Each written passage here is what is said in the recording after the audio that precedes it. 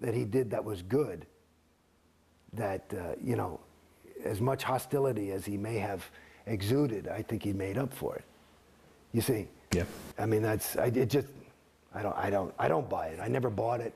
And you know, again, in my universe when I was in it, you know, I just thought, you know, because you part of the thing when you're in it, you know, LRH is this super duper guy, so you make him into your own super duper guy, I suppose, probably. Well, you're looking at the current management, David Miscavige, COB, Yeah. and you're thinking, well, is he in it for the money? What's your view of L. Ron Hubbard now? Well, you know, I mean, again, I don't have all the data. I read some of the books that are out that are critical, Barefaced Messiah and Madman or Magician or whatever it was. Madman or Messiah. Right, that one, mate, and Piece of Blue Sky. Piece of Blue Sky, and you know, and then there's stories. Yeah, I think that, you know. So I don't know if all that's true, but it's consistent. One of the ways for me that I can detect whether something is true or false is for inconsistencies.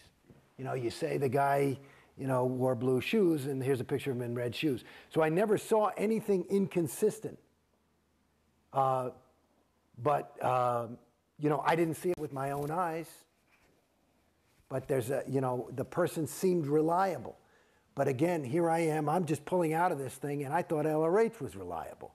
And I don't. I don't think so now. I mean, I look, you know, and you know, the whole death and the death certificate and all this stuff, it's hard to argue with. You know, it seemed like he was, you know, and his kids, you know, like my wife is. My wife is an interesting person to talk to as well, because she's class 5 OT5, or class 4 OT5, and but she's like one of those people. She could probably, you know, do heroin for a year and then just say, oh, you know what, it's making me too skinny, and just put it down. You know what I mean?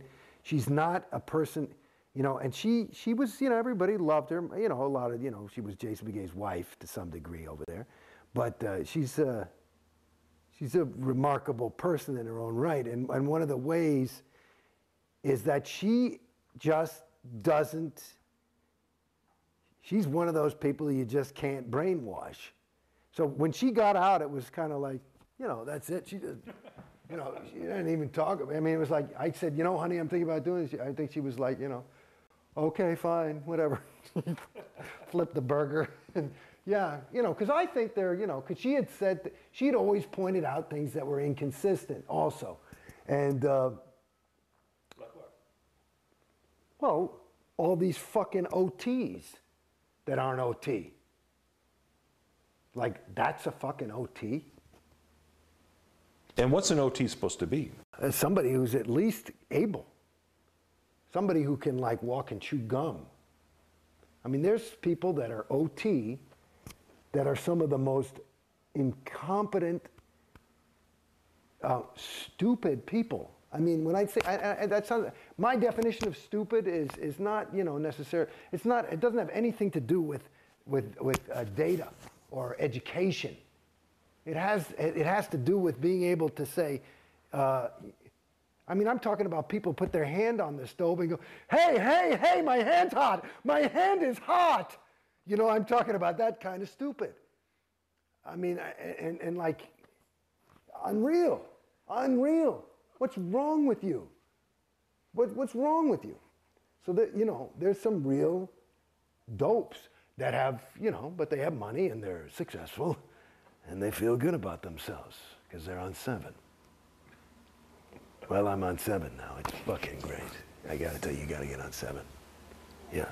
It's that kind of thing. And it gives them a thing. And you look at them and it's, and you know, and Scientologists know, and I've talked to like Big Tur. I said, what the fuck? We've talked, what is that? You know, what is that? You know, because these people, you know, I might have had an issue with them and they'll write me up and they'll bring me to ethics. I got to handle this thing. And it'll be in the thing they wrote up. I'd say, what do you want me to say? It's true, I guess. And they go, well, you know, I'm not going to say the name, you know, well, you know who he is. And I go, yeah, okay.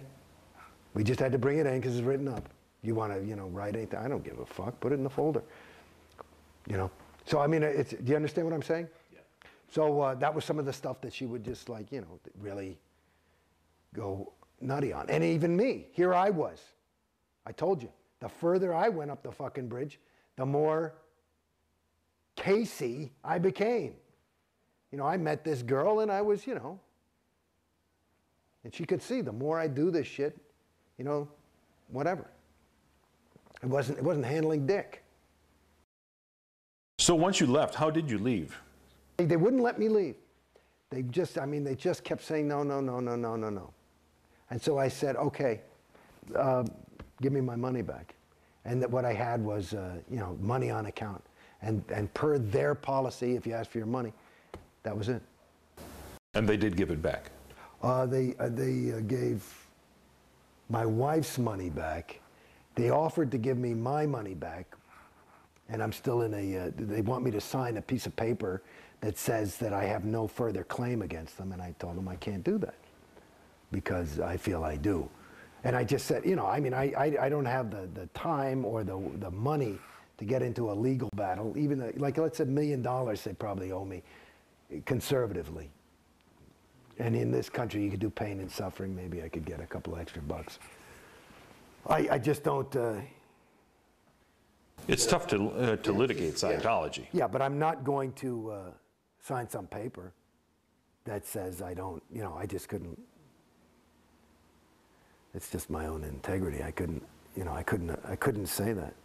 So what's happened since you left Scientology? I know I was talking to your wife a little bit earlier, and she was talking about how, the friends cut off from her who, those who were still in Scientology? Yeah, well, Jesus. I got a little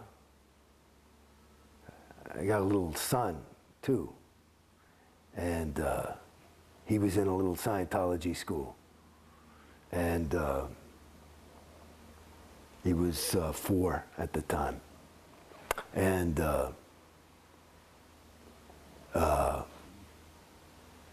no school was started. We moved. So we're in the process of moving. So it was moving to we moved to this big property out here. It's a big different thing, and it's a long way away. And they kicked him out of school.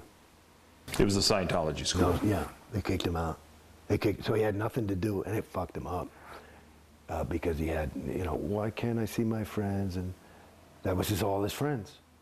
And, and this was a time when, mom and dad were really busy. I'm working. We've got a little tiny infant at the time. And we're moving to an enormous thing. And plus, this whole place you're in was under construction. There was a period we were in one of those Airstream type of things, and nothing for him to do. And that was so that was one. So yeah, our friends. I knew I could see I was pulling away.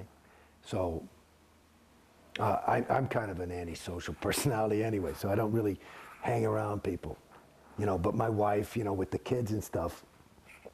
I